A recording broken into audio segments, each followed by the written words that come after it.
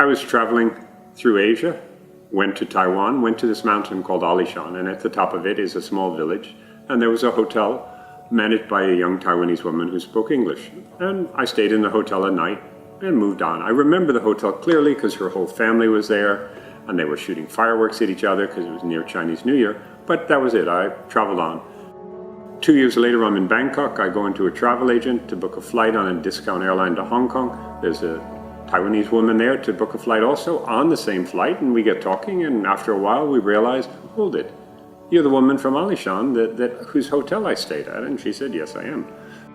And we flew to Hong Kong, saw each other in the days that followed, and 4 years later we're married. I'm an American, my wife is Taiwanese. We got married and we said, what shall we do? And we said, well, why don't we go live in Japan? And so Japan is where we came after our honeymoon in India, and we settled down, and soon we missed our Western style natural foods such as oatmeal, and we started a small import company and brought it in. Okay, initially our products came from the northern part of America, New England, because that's where I was from, that's where I was in food co-ops, and so that's where I first carried the granola from.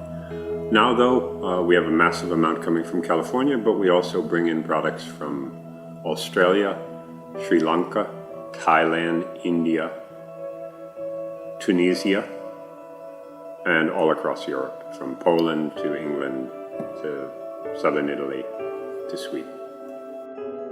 I grew up in a period, or in a family that had Sunday dinner, meaning everybody stopped what they were doing on Sunday, got together, went to their grandmother's house and had a meal. And there were probably 10 to 20 of us there. And the meal took a long time. You know, family stories, and I also learned conversation. And I think that was the foundation of me connecting food and people and love and good times. All started at my mother and my grandmother.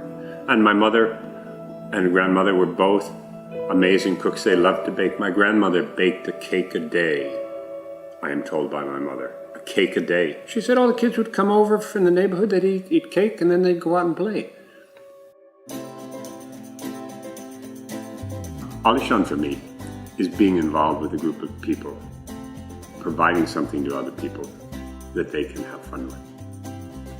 Alishan for me is connecting an amazing group of farmers with a positive and wonderful collection of customers through the efforts of a group of people that I have worked with for 25 years. Some of our staff have been with us since the beginning.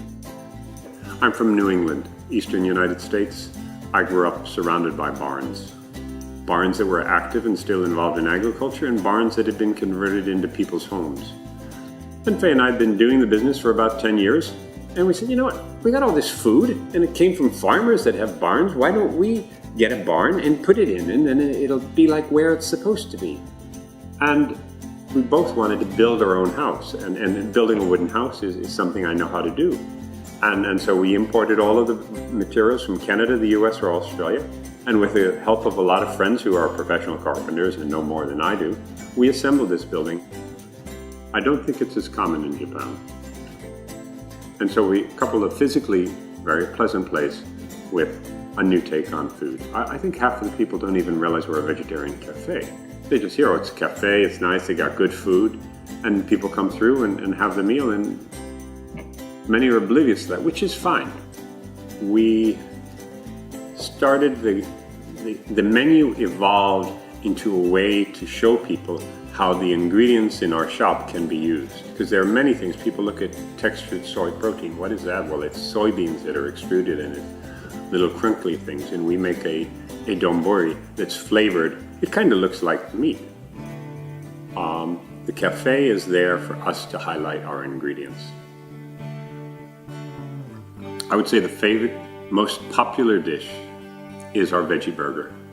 There are a lot of veggie burgers in the world. There's no veggie burger like our veggie burger. That's actually one of the very few items in the cafe that we import whole, the burger. But what we do with it, how we cook it, and how we basically build it up with all the different accoutrements added in makes it very, very popular.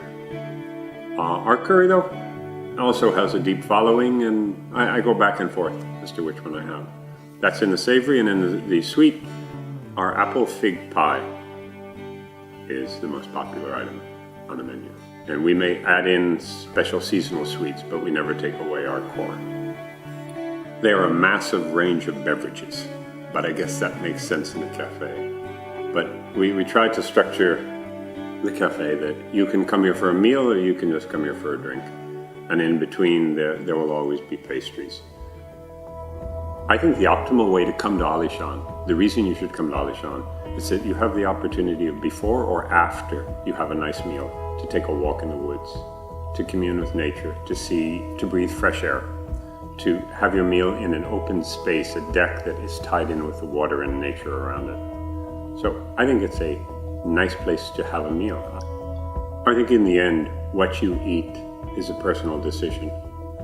And some of us are well on the pathway of understanding that what you eat affects your health, it affects the environment, it affects the animals around you. And other of us maybe aren't there to that point yet.